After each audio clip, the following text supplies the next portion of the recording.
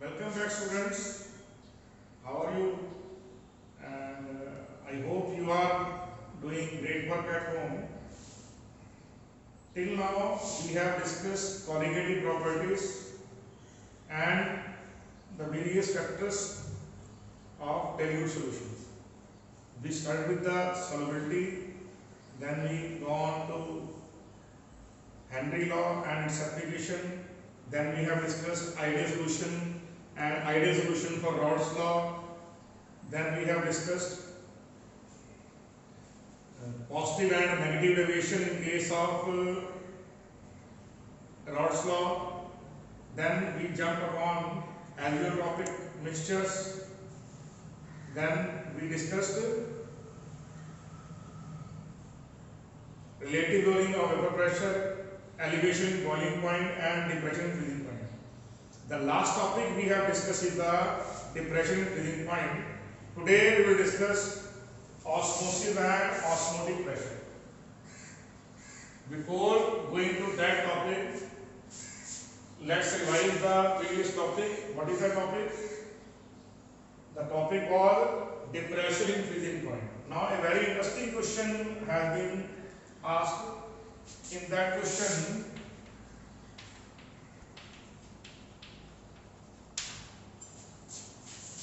what has been asked? It has been given that आपके पास 50 gram ethylene glycol है जो anti freeze होती है, इसको आपने 200 ग्राम पानी में डिसॉल्व करवाया है, जो टेम्परेचर है वो डिक्रीज होकर -9.3 डिग्री सेल्सियस पे पहुंच गया। तो आप बताइए कितनी आइस बन सकती है? वैल्यू ऑफ KF है 1.86 केल्विन मोलर इनवर्स। इसको ऐसा समझ लीजिए आपको कि मान लीजिए जैसा होता है ना कि आपके पास एक ग्लास पानी है और आपने उसमें सिर्फ एक छोटा सा दाना चीनी का डाल दिया, तो वो पानी को मीठा कर देगा, उसके टेस्ट को चेंज कर देगा, लेकिन इतना चेंज नहीं करेगा कि आपको वो थोड़ा सा इंजॉयबल मूड में आप आ सके। इसका मीनिंग क्या हुआ? There must be some adequate हो। इसका मतलब क्या हुआ? अगर आपने एक ग्लास पानी लिया है तो उसमें कम से कम 1 या 1.5 चम्मच चीनी डालेंगे तो वो मीठा लगेगा, यानी कि एक दाना डालने पर चीनी का उसको मीठा कर देगा। सेम ऐसे ही इस क्वेश्चन में कि इथिलीन ग्लाइकॉल जो है वो एंटी फ्रीज है, लेकिन ये नहीं कि आप सिर्फ 1 ड्रॉप इथिलीन ग्लाइकॉल डाल दीजिए या 50 ग्राम डाल दीजिए। हर स्पेसिफिक टेम्परेचर पे आपके पास एक minimum amount of ethylene glycol होना चाहिए ताकि वो वाटर फ्रीज ना हो पाए। ठीक है। अब जो क्वेश्चन ये है कि एक आपके पास पानी का वाटर है और उसमें इथिलीन ग्लाइकॉल है,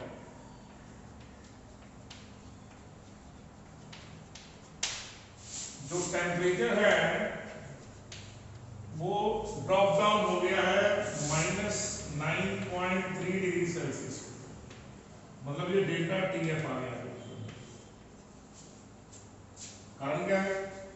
क्योंकि आपके पास जो डेल्टा TF है वो क्या होता है? TF0 माइनस TF, क्योंकि T0 F की वैल्यू नहीं है, T0 F की वैल्यू है 0 डिग्री सेल्सियस और ये -9.3 है, तो माइनस माइनस क्या हो जाएगा? प्लस। तो आप मान लीजिए यहाँ पर क्या हो गया? डेल्टा TF कितनी आ गई? 9.3। चेक कीजिए दोबारा से क्वेश्चन को। आपको पानी दिया है, कितना दिया है? 200 ग्राम। उसमें क्या ऐड किया आपने? Ethylene glycol. जो टेम्परेचर है वो -9.3 पर चले गए, तो डेल्टा TF कितना होगा? 9.3। रीजन क्या है? दिस इज द रीजन आपके सामने। तो डेल्टा TF क्या होता है? T0F minus T। तो इसका मीनिंग क्या हुआ कि जब टेम्परेचर -9.3 पहुंच गया है तो 50 gram of ethylene glycol is not enough. जो 50 ग्राम इथिलीन ग्लाइकॉल है वो काफी नहीं है। किसके लिए? To prevent the freezing of 200 gram of water. अगर वो 200 ग्राम पानी के लिए एडिक्वेट नहीं है तो किसी ना किसी अमाउंट के लिए तो एडिक्वेट है। जैसे मान लीजिए, कहने का मतलब क्या हुआ कि मान लीजिए आपकी मम्मी ने आपको क्या दिया? आपकी मम्मी ने आपको मान लीजिए दिए 20 रुपए दे दी और बोले बेटे जाके चीनी ले आओ। तो 20 रुपए में 1 किलो चीनी तो नहीं आ सकती, लेकिन आधा किलो तो आ सकती है ना। इसका मतलब क्या हुआ? 20 रुपए में 1 किलो चीनी तो नहीं आएगी, लेकिन आधा किलो तो आ सकती है। तो इसका मतलब जो 20 रुपए हैं वो एडिक्वेट एनफ है, they are enough to buy half kg of sugar और लेस देन दैट, लेकिन 1 केजी के लिए काफी नहीं। सेम यही क्वेश्चन इसी पॉइंट पर है कि 200 ग्राम पानी में अगर आपने 50 ग्राम इथिलीन ग्लाइकॉल ऐड कर दिया है तो वो 200 ग्राम पानी के लिए तो काफी नहीं है, लेकिन किसी ना किसी अमाउंट के लिए तो एडिक्वेट है। तो मान लीजिए वो अमाउंट x है, तो इसमें क्या होगा? Let us consider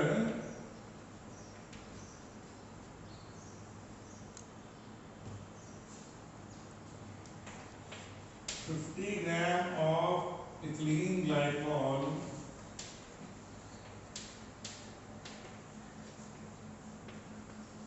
is adequate for इसके लिए x gram of water.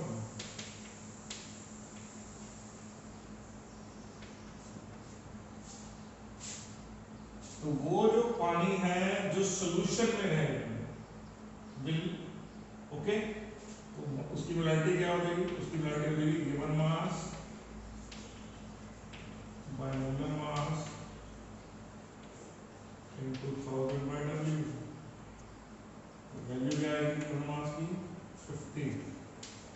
Ethylene glycol का मोलर मास होगा 62 into 1000 divided by x ग्राम होगा। इतने ग्राम पानी के लिए आप क्या करेंगे इसमें? ठीक है, तो मान लीजिए 50 ग्राम इथिलीन ग्लाइकॉल 200 ग्राम पानी के लिए काफी नहीं है, लेकिन x ग्राम के लिए काफी है ना, तो वो पॉइंट हमें फिर डेल्टा एफ की क्या होगी? That is kf into m। तो kf की वैल्यू नहीं, यहाँ पे डेल्टा df की 9.3, kf कितना होता है? 1.86। मोलारिटी की जगह क्या वैल्यू आ रही है आपके पास? ये देखिए 50 by 62 into 1000 by x की वैल्यू नहीं आ रही है आपके पास।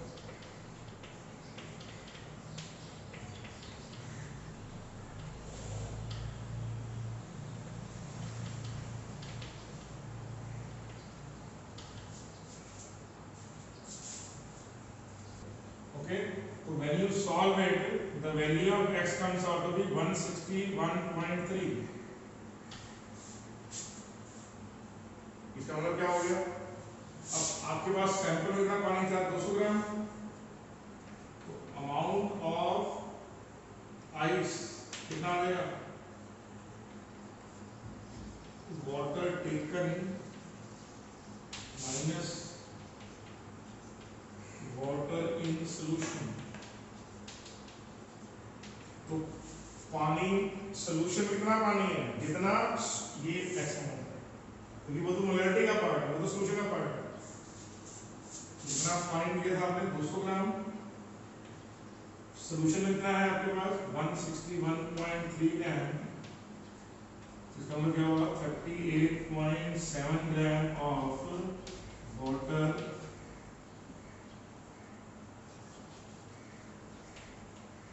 freezes out as ice।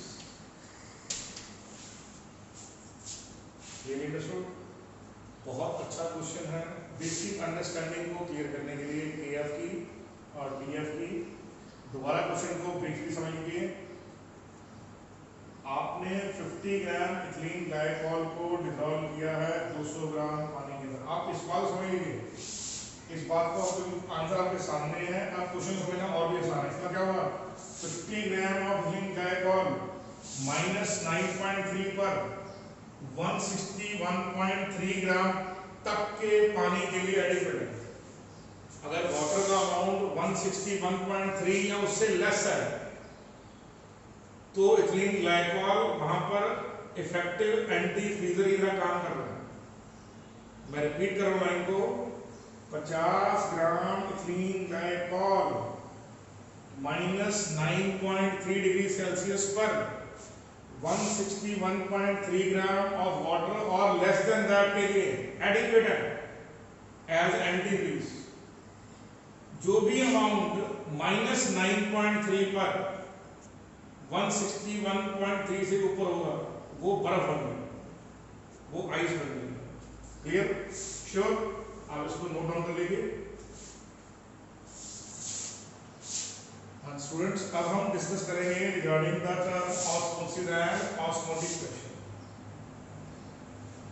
कुछ ऐसे एग्जांपल हैं आपने अपनी डे टू डे लाइफ में चेक किए हुए जिसमें आपको लगेगा कि ऑस्मोसिस आपके साथ हो रहा है।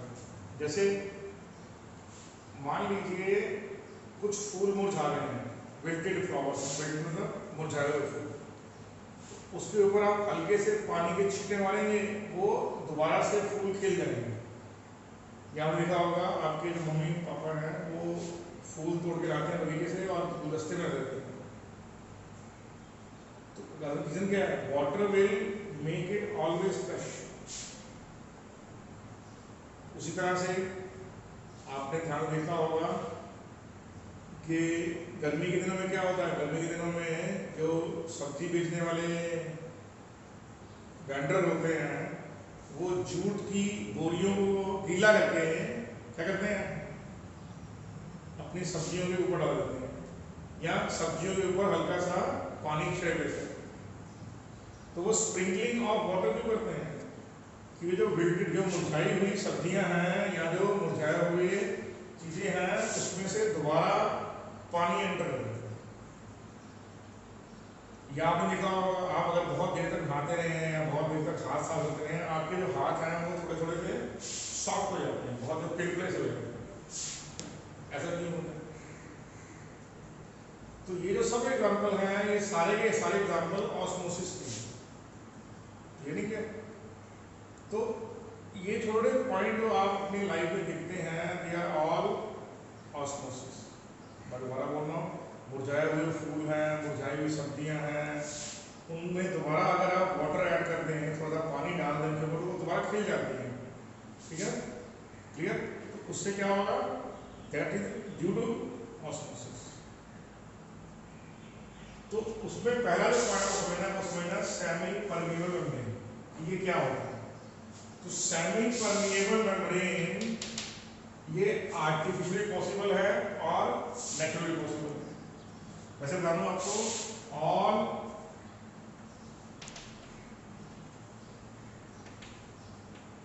एनिमल एंड प्लांट स्किन क्या होती है? वो सेमी परमिएबल। क्या होती है? Semi permeable, SPM, semi permeable. जितने भी प्लांट्स हैं, जितने भी एनिमल्स हैं, उनकी जो आउटर स्किन है, उनका जो आउटर, वो सब क्या होती है? Semi permeable. उसके अलावा क्या होता है? आपके पास सेलोफेन पेपर है, आपके पास पार्चमेंट पेपर है,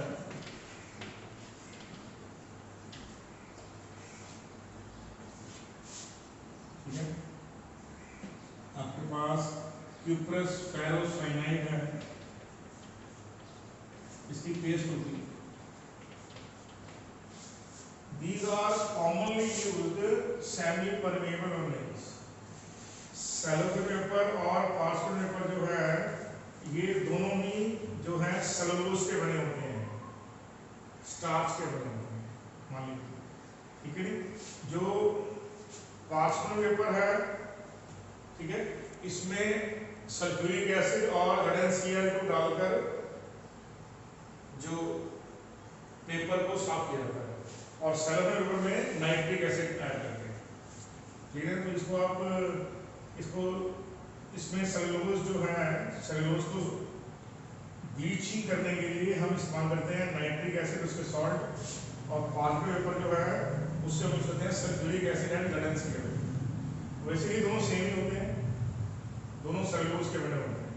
उनकी फोर्स को ऐसे कवर कर लिया जाता है कि वो सेमी परमेबल बन जाए। अब बात समझनी है सेमी, और ये जो है एक कॉम्प्लेक्स होता है, जो पेस्ट ऑफ कॉम्प्लेक्स है, it act as semi permeable membrane. तो हमें जानना है सेमी परमेबल मेम्ब्रेन क्या है, SPM, और सेमी परमेबल मेम्ब्रेन क्या होती है, इट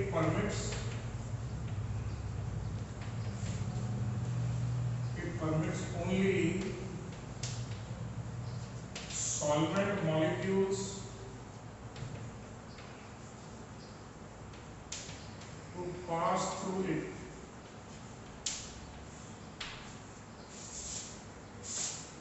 जो सेमी परमेबल मेम्ब्रेन है वो सिर्फ सॉल्वेंट मॉलिक्यूल को परमिट करती है पास थ्रू होने के लिए। Are you sure about that?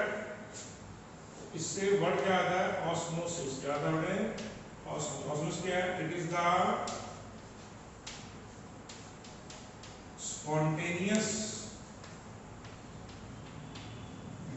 spontaneous flow of solvent particles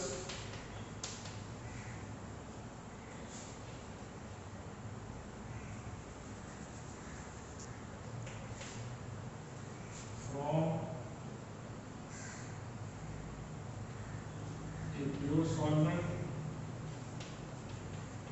to a solution or from a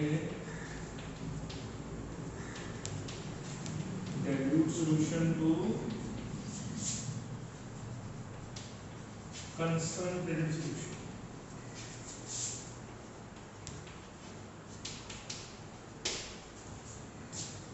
osmosis क्या है, इट इज द स्पॉन्टेनियस, अपने आप होने वाला, कुछ नहीं करवाना, स्पॉन्टेनियस डेल्टा की नेगेटिव, उसको स्पॉन्टेनियस बोलेंगे।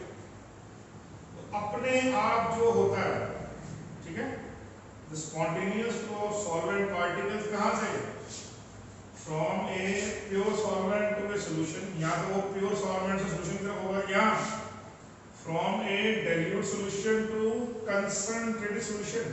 लेकिन जो नेक्स्ट वर्ड है बहुत इंपॉर्टेंट है, via through, via a semi permeable membrane, अपने आप नहीं, सेमी परमेबल मेम्ब्रेन के थ्रू। आगे ओके बेटा। ऑस्मोसिस क्या है, ऑस्मोसिस है एक अपने आप होने वाला सॉल्वेंट का फ्लो, जो या तो एक प्योर सॉल्वेंट से सॉल्यूशन में जा रहा है, या फिर एक डाइल्यूट सॉल्यूशन से कंसंट्रेटेड सॉल्यूशन में जा रहा है। किसके through, semi permeable membrane, through semi permeable membrane, ठीक है। इसको आप नोट डाउन कर लीजिए प्लीज।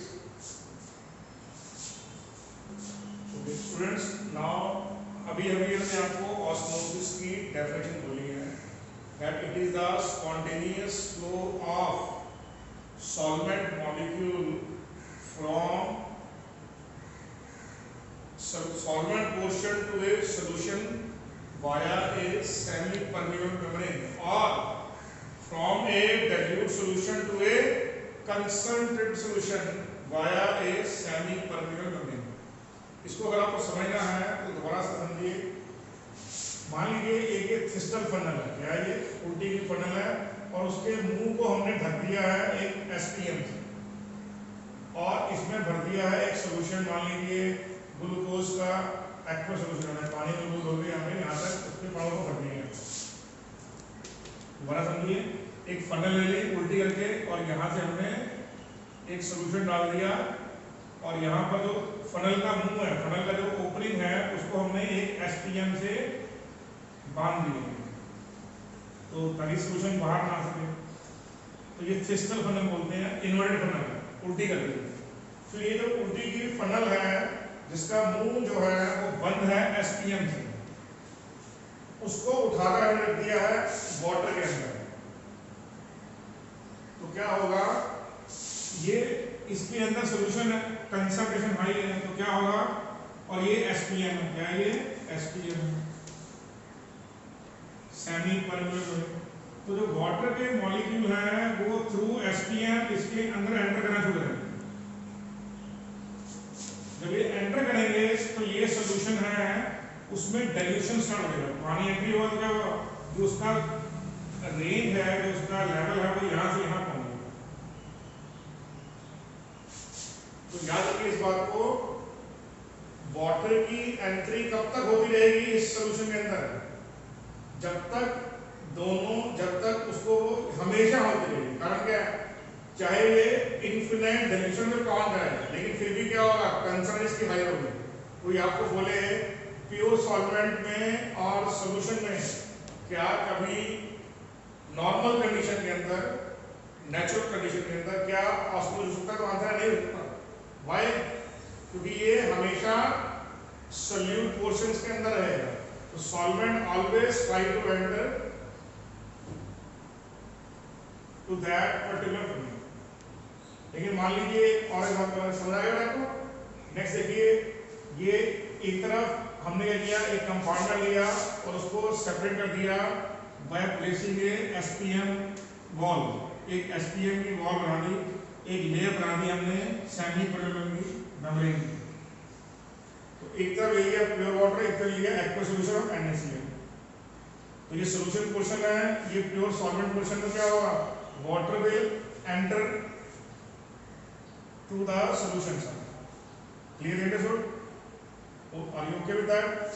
अब एक और देखिए, ये है 0.05 मोलर ग्लूकोज एक्वा सॉल्यूशन और ये 0.2 मोलर ग्लूकोज। जो कंपार्टमेंट बी है उसका कंसंट्रेशन क्या है, molarity of B is greater than molarity of A. तो this is concentrated solution, this is dilute, हालांकि दोनों ग्लूकोज के हैं, लेकिन ये 0.2 है, ये 0.05 है। तो इसकी मोलैरिटी, B की मोलैरिटी इसके मुकाबले में 4 टाइम्स है। तो क्या होगा, water will go on to adding this portion, B portion. कब तक ज्यादा रहेगा, अब सॉल्वेंट तो हमेशा ज्यादा रहेगा, जैसे मैंने बोला सॉल्वेंट विल गो ऑलवेज, लेकिन एक डाइल्यूट सॉल्यूशन से एक कंसंट्रेशन सॉल्यूशन में वाटर का फ्लो कब तक होता रहेगा, वाटर का फ्लो तब तक होता रहेगा जब तक क्या होगा, दोनों की कंसंट्रेशन इक्वल हो जाती है। मैं दोबारा बोल रहा हूं, ए से बी में क्या होगा, वाटर एंटर करेगा, ओनली सॉल्यूट नहीं, सिर्फ वाटर। तो जब तक दोनों की कंसंट्रेशन सेम ना हो जाए, क्या हो रहे, दोनों की कंसंट्रेशन सेम ना हो जाए, तब तक क्या होगा, तब तक ये चलता रहेगा, तब तक ये होता रहेगा। Are you okay with that? Sure? Okay. Next देखिए, इसके अलावा कि ऐसा होता क्यों, why osmosis happens.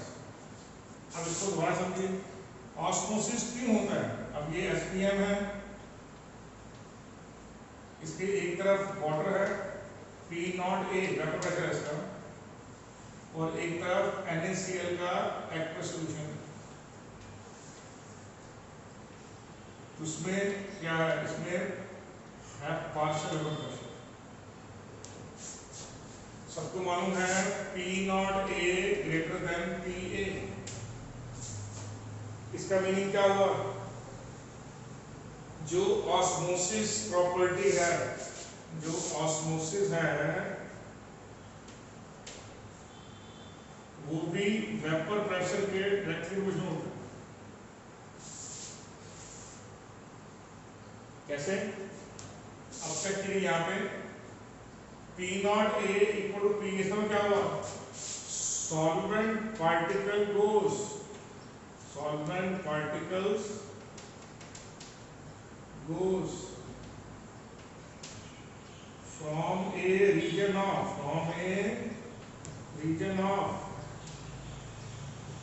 high vapor pressure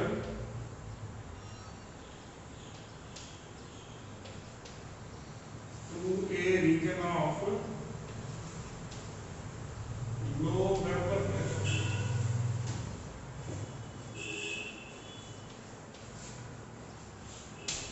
solvent के पार्टिकल कहां से कहां जाएंगे? सॉलिड पार्टिकल जाएंगे जहां वेपर प्रेशर क्या है, जहां वेपर प्रेशर हाई है वहां, जहां प्रेशर लो है। जब तक दोनों का वेपर प्रेशर सेम नहीं होता तब तक ये कंटिन्यू रहेगा। Osmosis goes on till the vapour pressure on both side of the SPM becomes equal. दोनों साइड में वेपर प्रेशर सेम हो जाएगा तो क्या होगा? ऑस्मोसिस तब तक होता रहेगा। जैसे यहाँ पे देखिए, क्लियर आपको? ये बात समझ आई आपको? मैं दोबारा बोल रहा हूँ, जो पानी है वो यहाँ से NaCl में एंटर करेगा। क्यों करेगा? क्योंकि वाटर के अंदर वेपर प्रेशर ज्यादा है in comparison to a solution. तो इसका मतलब है आप बोल सकते हैं हाई वेपर प्रेशर से सॉल्वेंट कहाँ जा रहा है? Low vapour pressure region. Solvent goes from a region of high pressure to a region of low vapor pressure। ये इंपॉर्टेंट है, ये रीजन है ऑस्मोसिस का। कि ऑस्मोसिस की वजह क्या होती है? जितने भी याद रखिए, ऑस्मोसिस बायोलॉजिकली बहुत इंपॉर्टेंट है, प्लांट्स में भी और एनिमल्स में भी। हमारी बॉडी के अंदर जितने भी फ्लूइड का एक्सचेंज होता है ड्यू टू ऑस्मोसिस होता है।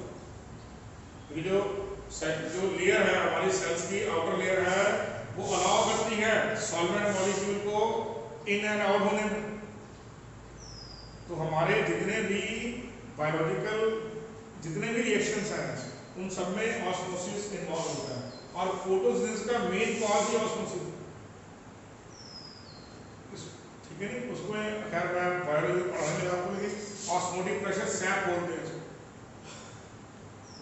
ये जो स्टोमेटा की ओपनिंग और क्लोजिंग है उसके पीछे भी कारण ऑस्मोसिस का ही है। तो ऑस्मोसिस का मेन रीजन क्या है? ऑस्मोसिस का मेन रीजन है डिफरेंस इन वेपर प्रेशर। जैसे यहाँ देखिए दूसरा क्वेश्चन देखिए, जैसे ये A है और B है, तो आप चेक करेंगे तो ये डाइल्यूट सॉल्यूशन है, ये डाइल्यूटेड है। तो क्या होगा? Pressure, partial pressure of A is greater than partial pressure of B। Why? Because it is more concentrated। तो वाटर कहाँ से कहाँ जाएगा? जहाँ वेपर प्रेशर ज्यादा है, water will go from A to B। तो वाटर हमेशा कहाँ से कहाँ जाएगा? From high pressure region to low pressure region. ठीक कर रहे हैं,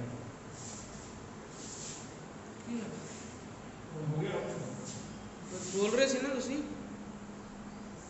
Okay, now again we see that there are two solutions which are separated by SPM.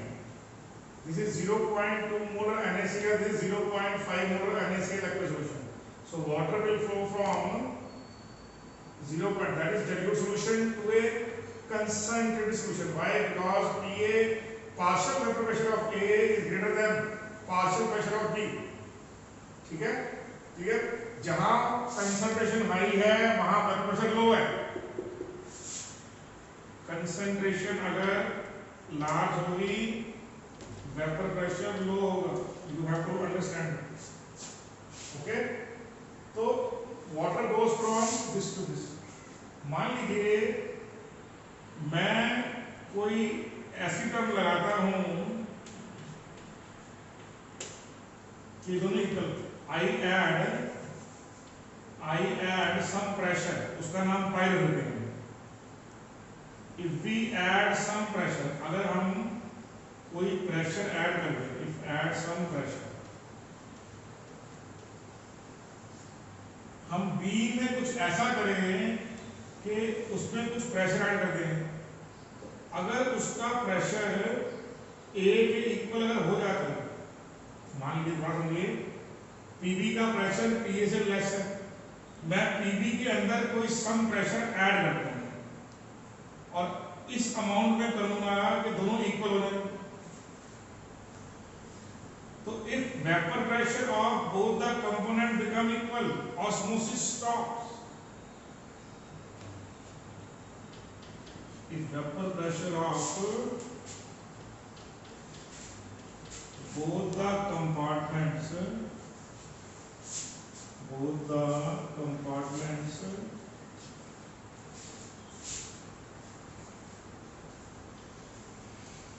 becomes equal तो क्या होगा उससे,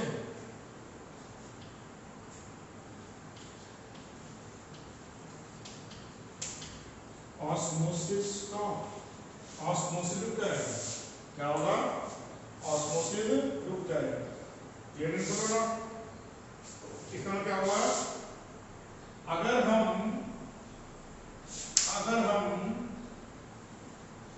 साइड बी पर कुछ प्रेशर लगाएं, अगर हम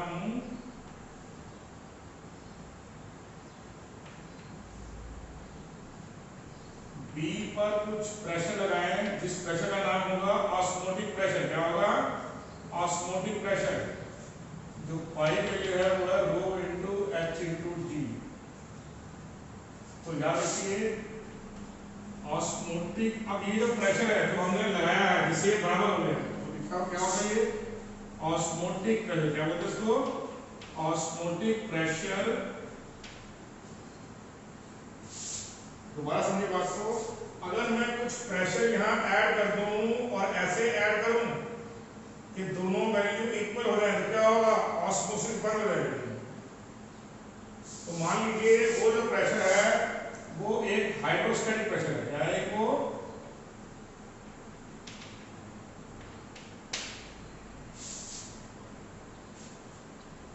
osmotic pressure is the minimum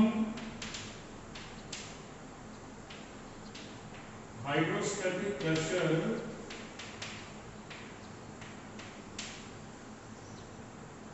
applied on the, कहां पर अप्लाई किया है, applied on the solution side or more concentrated solution।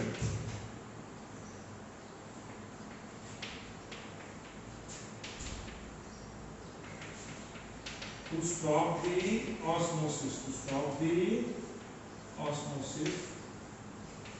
its symbol is Y।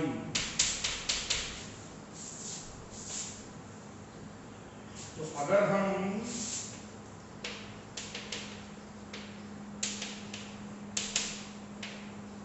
तो वो जो सम प्रेशर है उसका एक स्पेशल नाम हो गया, क्या हो गया, पाई। तो ऑस्मोटिक प्रेशर क्या है, minimum hydrostatic pressure applied on the solution side or on more concentrated solution side to stop the osmosis। osmosis बंद हो गया क्योंकि दोनों का पहले से प्रेशर क्या हो गया, सेम हो गया। तो वैन हूफ ने और नॉलेट ने मिलकर ये सब एक्सपेरिमेंट किए थे, वैन हूफ और नॉलेट मिलकर, तो उन्होंने क्या चेक किया कि जो ऑस्मोटिक प्रेशर है वो डायरेक्टली प्रोपोर्शनल टू क्या है, पाई क्या है, ऑस्मोटिक प्रेशर। ऑस्मोटिक प्रेशर क्या है, डायरेक्टली प्रोपोर्शनल टू कंसंट्रेशन, और जो पाई है डायरेक्टली प्रोपोर्शनल टू टेम्परेचर।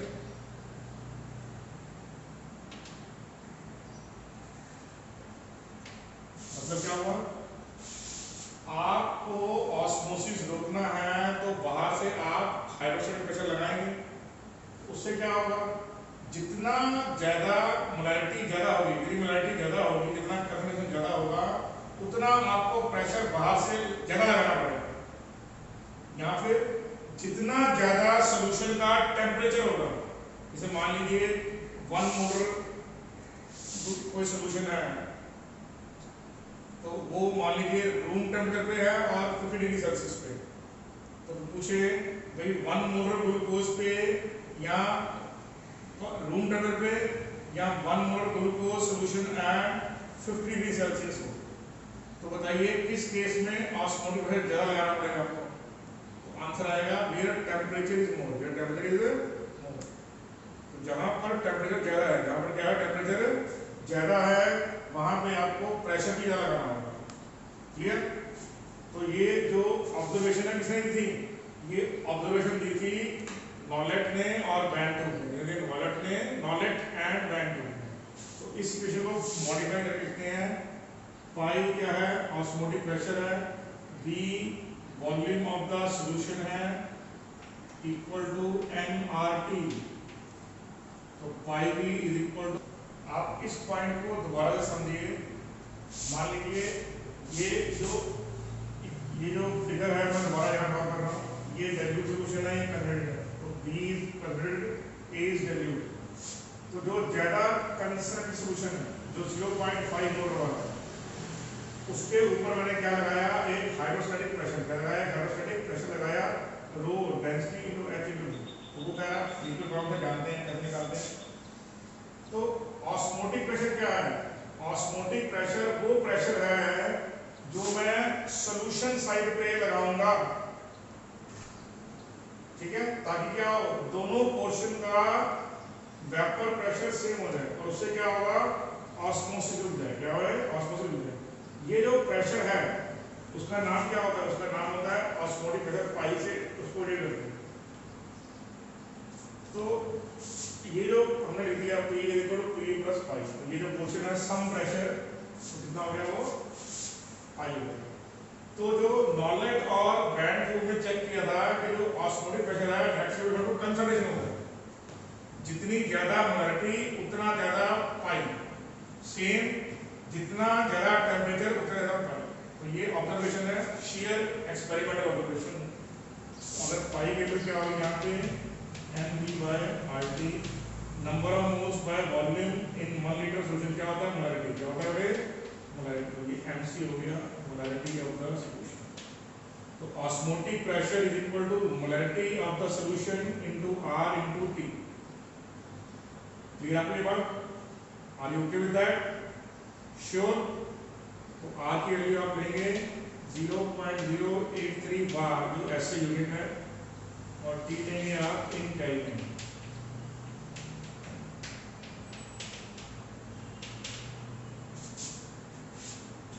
और मोलैरिटी मोल पर लीटर में आपको मालूम है।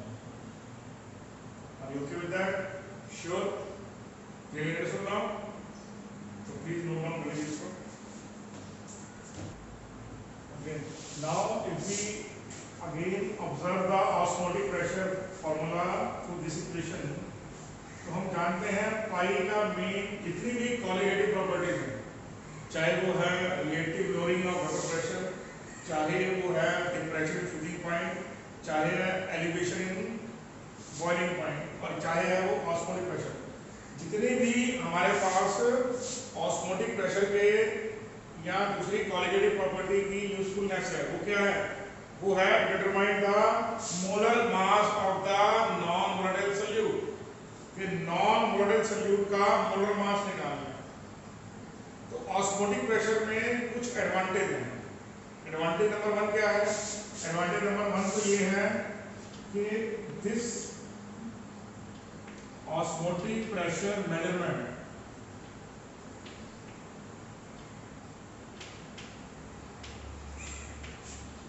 happens at room temperature।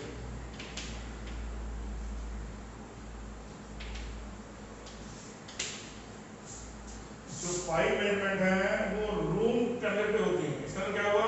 आपको ना डिप्रेशन करवाना है, ना टेम्परेचर को नीचे लेके जाना है, ना बहुत ज्यादा हीटिंग करके ऊपर लेके जाना है, ये रूम टेम्परेचर पर ही हो जाएगा। दूसरा, even for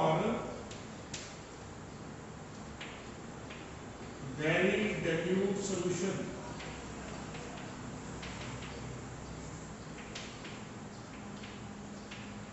the value of osmotic pressure is large enough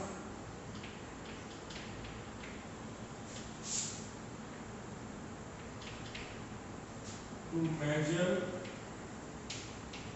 accurately. क्योंकि जो क्वालिटेटिव प्रॉपर्टीज हैं वो डाइल्यूट सॉल्यूशन में एप्लीकेबल होती हैं, तो अगर बहुत डाइल्यूट सॉल्यूशन में ले लिया जाए तब भी ऑस्मोटिक प्रेशर की जो मेजरमेंट है वो इतनी बड़ी आ जाती है, इतनी लार्ज वैल्यू आती है कि उसको हम एक्यूरेटली मेजर कर सकते हैं। क्लियर? Sure about that? जैसे मान लीजिए एक डाइल्यूट सॉल्यूशन है तो उसको में डेल्टा टीएफ और डेल्टा टीबी की इतनी लो आएगी या इतनी कम आएगी डिफरेंस बॉइलिंग पॉइंट या फ्रीजिंग पॉइंट का कि उसमें आपको एरर की संभावना बहुत ज्यादा है, लेकिन ऑस्मोटिक में ऐसा नहीं होता।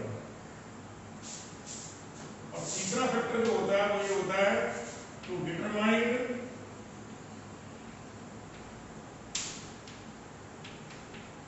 molar mass of biomolecules, polymers and macromolecules.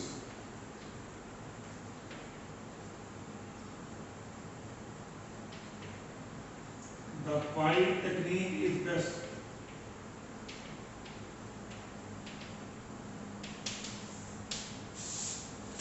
अगर आपको मोलर मास निकालना है किसी बायोमॉलिक्यूल का, नेचुरल प्रोडक्ट का, किसी पॉलीमर का या किसी बहुत बड़े मॉलिक्यूल का, मैक्रोमॉलिक्यूल, तो जो ऑस्मोटिक प्रेशर टेक्निक है वो बेस्ट है। रीजन क्या है? जब आप बायोमॉलिक्यूल को या किसी पॉलीमर को या मैक्रोमॉलिक्यूल को हीट करेंगे, मान लीजिए आपने एलिवेशन बॉइलिंग मान ली, तो उसमें जब आप हीटिंग करेंगे तो हीटिंग करते हुए क्या होगा?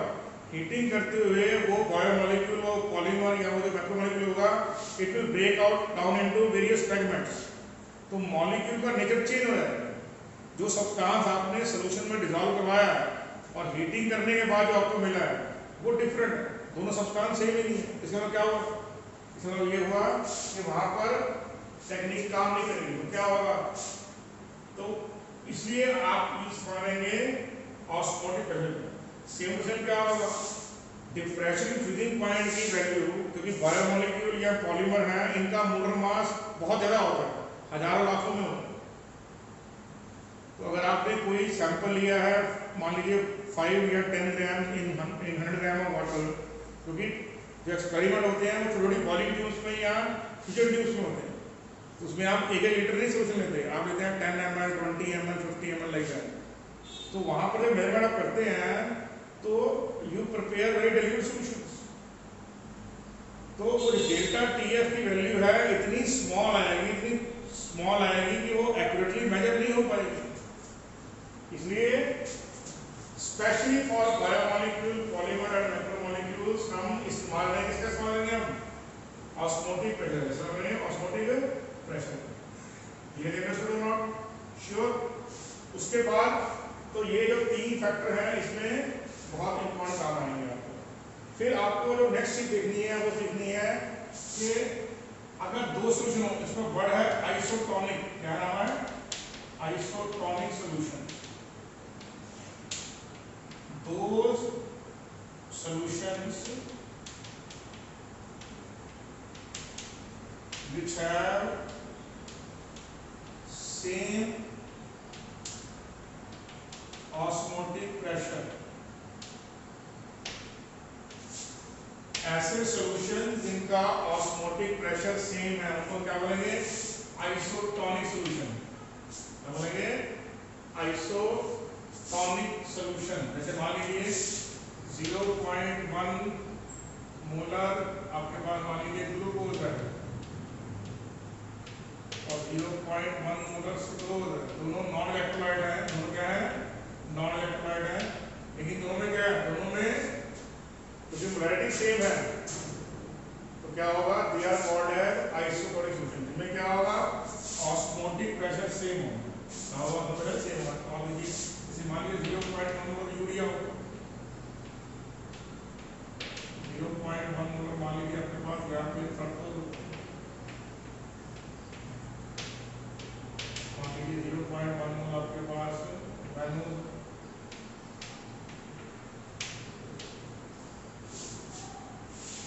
all of them will have same osmotic pressure. क्या होगा?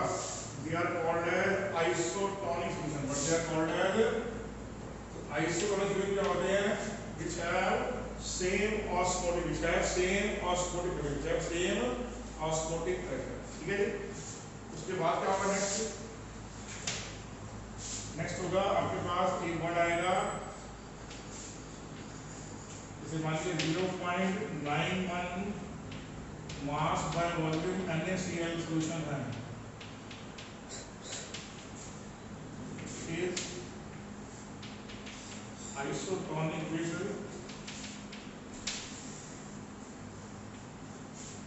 the solution of our blood plasma.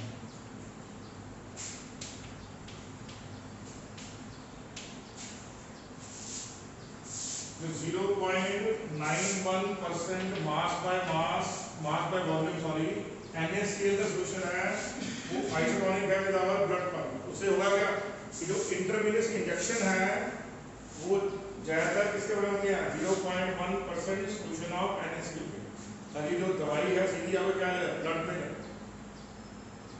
तो ये आपको पता होना चाहिए। तो दीज आर डिफरेंट एग्जांपल, ये लेट्स आप प्लीज इसको नोट डाउन करिए। Okay, now then we will discuss what is hypertonic solution, what is hypotonic solution. तो कोई भी solution जिसका vapour pressure if osmotic pressure of a solution is greater than from a given solution, उसको बोलेंगे हम hypertonic. क्या बोलेंगे? Hypertonic. क्या बोलेंगे? Hypertonic. If the osmotic pressure of the solution is greater than that of the given solution, अगर क्या होगा? If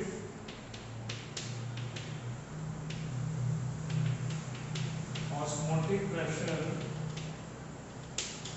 is less than the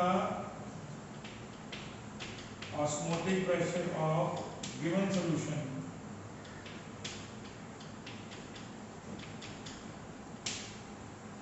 तो क्या बोलेंगे उसको हम? Hypotonic solution. जैसे मान लीजिए मेरे पास क्या है 0.2 मोलर, 0.3 मोलर, 0.5 मोलर, मान लीजिए ये glucose solution.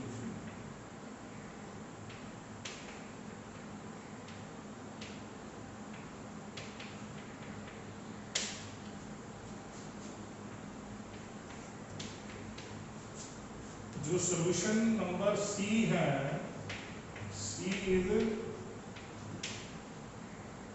hypertonic to both A and B। जो सॉल्यूशन नंबर C है दोनों से ज्यादा कभी इसकी पोलैरिटी है if T is same,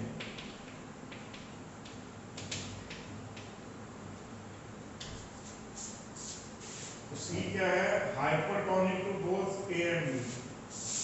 उसी तरह से जो A है क्या है? Hypotonic to both B and C, और जो B है वो हाइपोटोनिक टू C है, और B जो है वो हाइपोटोनिक टू A। तो ये हमारे पास सिचुएशन है जो आपको मालूम है। ठीक है, फिर हो गया दूसरा, ऑस्मोटिक प्रेशर में in osmotic pressure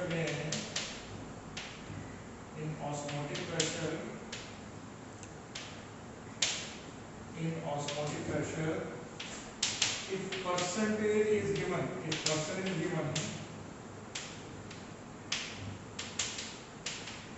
is always mass by volume। ये आप याद रखिएगा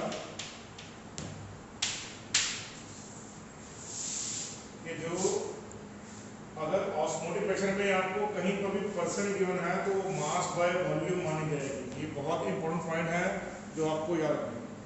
क्लियर है स्टूडेंट? नाउ श्योर, क्लियर है?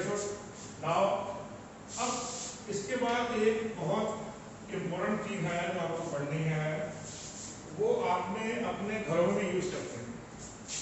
जैसे आपके घर में मम्मी पापा आप चेक करेंगे तो क्या करते हैं वो, आप बोलते हो यार ये आरओ का पानी है क्या, रिवर्स ऑस्मोसिस। आरओ पानी क्या होता है, घर में मशीन लगी होती है पानी साफ करने की, बोलते हैं आरओ। तो आरओ का मतलब क्या है? आरओ का मतलब है रिवर्स ऑस्मोसिस। अब देखिए आपने ऑस्मोसिस क्या होता है, ऑस्मोसिस होता है सॉल्वेंट का फ्लो एक ऐसे रीजन से जहां वेपर प्रेशर ज्यादा है, उस रीजन में जहां वेपर प्रेशर लो है। तो सॉल्वेंट का flow from a region of high vapour pressure to region of low vapour pressure. अब मान लीजिए हम कोई ऐसी मशीन बना दें या कुछ ऐसा सिचुएशन क्रिएट कर दें आपको कि वेपर प्रेशर जो सॉल्यूशन की साइड है उसके ऊपर प्रेशर ज्यादा है in comparison to pure solvent. हम मशीन बना रहे हैं, उस मशीन से प्रेशर डालें सॉल्यूशन के ऊपर। जब सॉल्यूशन के ऊपर प्रेशर डालेंगे तो मान लीजिए वो प्रेशर हमने इतना ज्यादा कर दिया कि वो प्योर वेपर प्रेशर के ग्रेटर हो गया। तो अब क्या होगा, अब उल्टा होगा। अब जो सॉल्वेंट है वो सॉल्यूशन से वेपर में जाएगा, वेपर में जाएगा। और इसको बोलते हैं। तो ये जो टेक्निक है, ये टेक्निक यूज होती है डीसैलिनेशन ऑफ वाटर में। आपके घर में जो पानी आता है या जमीन से जो पानी निकालते हैं आप, उसको आप आरओ मशीन के थ्रू पास करवाते हैं, अपने आपके घर में लगी होती है। तो उसमें क्या होता है, जो मशीन है वो आपके टैंकी के पानी के ऊपर प्लम्बर आगे उसको पूरा उसको एक स्पेसिफिक तरीके से जोड़ता है। तो पानी के ऊपर जो मशीन होती है, जो आरओ की मशीन है, जो पाइप के अंदर पानी है उसके ऊपर इतना ज़्यादा प्रेशर लगाती है कि उसमें से सॉल्वेंट पार्टिकल तो बाहर आ जाते हैं, लेकिन सॉल्यूट पार्टिकल जो होते हैं वो आउटलेट के थ्रू बाहर ले जाते हैं। हमने देखा होगा आरओ के अंदर दो पाइप होती हैं, एक के अंदर प्योर पानी बाहर होता है, दूसरे से डिस्टिल्ड पानी बाहर जा रहा होता है, which contains lot of solute. ठीक है, उसको बोलते हैं रिवर्स ऑस्मोसिस। क्या बोलते हैं? Reverse osmosis. ये जो टेक्निक है बेसिकली बहुत ज़्यादा इस्तेमाल की जाती है आजकल, घर घर में इस्तेमाल होती है। और जितने भी कंट्रीज हैं, जैसे मान लीजिए जितनी भी कंट्रीज जहाँ वाटर की शॉर्टेज है, वहाँ पर क्या करते हैं, सी वाटर को पोटेबल वाटर बनाने के लिए वो रिवर्स ऑस्मोसिस टेक्निक का इस्तेमाल करते हैं। हम इसको सीखते हैं एग्जाम्पल के थ्रू। आपने नोट कर लिया इस पॉइंट को? Should I remove that now? अब हम वापस अपने पहले पॉइंट पे आते हैं कि ये प्योर सॉल्वेंट है, ये सॉल्यूशन है NaCl का। तो क्या होगा, थ्रू SPM क्या होगा, through SPM water will go from A to B। क्योंकि यहाँ पर वेपर लार्ज है, यहाँ स्मॉल है, तो water will go from region of high pressure region of low pressure. आपने पाई लगाया, तो पाई लगाने के दोनों का जो प्रेशर है वो सेम हो गया। आपने पाई लगाया, ऑस्मोटिक प्रेशर लगाया, तो क्या हो गया, ऑस्मोसिस बंद हो गया, ऑस्मोसिस बंद हो गया। अब मान लीजिए एक प्रेशर है pi 1, if pi 1 is greater than pi, if pi 1 is greater than pi, तो क्या होगा, मान लीजिए अब आपने सॉल्यूशन साइड पे क्या लगा दिया, सॉल्यूशन साइड पे आपने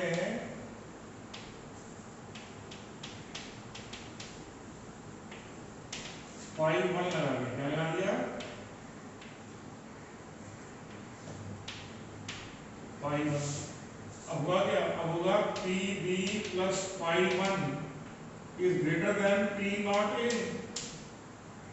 अब यहाँ पर प्रेशर ज्यादा हो गया सॉल्यूशन साइड पे, तो क्या होगा, अब ऑस्मोसिस उल्टा होगा। क्या होगा, ऑस्मोसिस क्या होगा, उल्टा होगा। So osmosis happens in reverse direction now. कहां से कहां जाएगा? So water will move from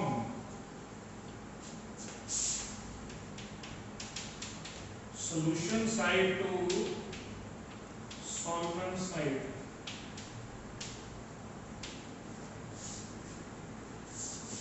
जो ऑस्मोसिस है वो कहां से कहां जाएगा वो,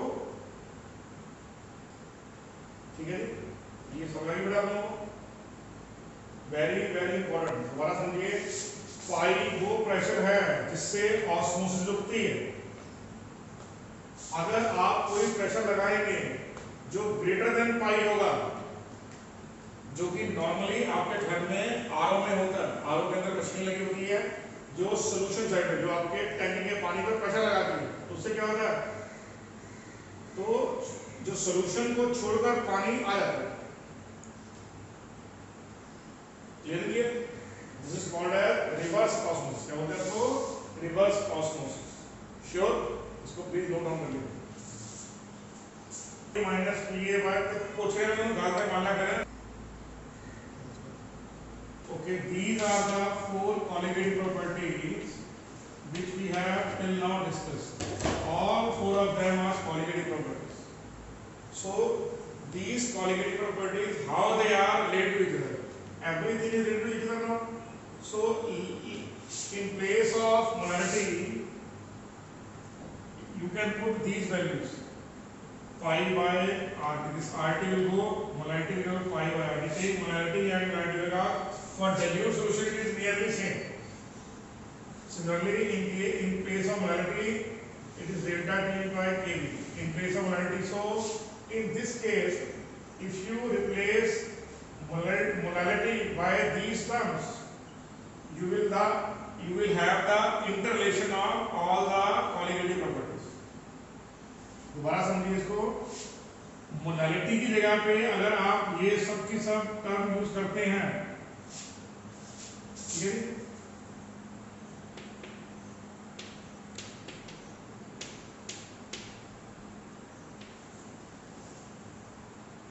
तो आपका रिलेशनशिप सबके साथ आ जाएगा। Clear understood? So what we will have to do, P not A minus PA by P not A is equal to how much? तो मोलारिटी क्या रहेंगे आप लोग? ये रहेंगे पाई बाय RT। क्या रहेंगे? Pi by RT MA by 1000। relation of pi with relative logarithm.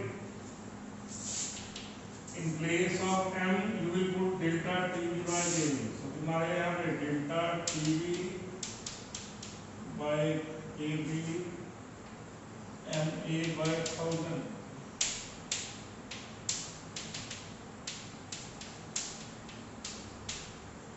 Similarly, in place of molarity you will put this value.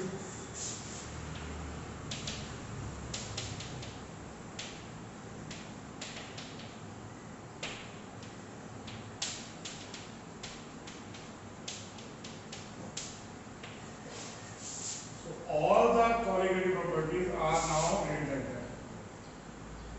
Are you okay with that?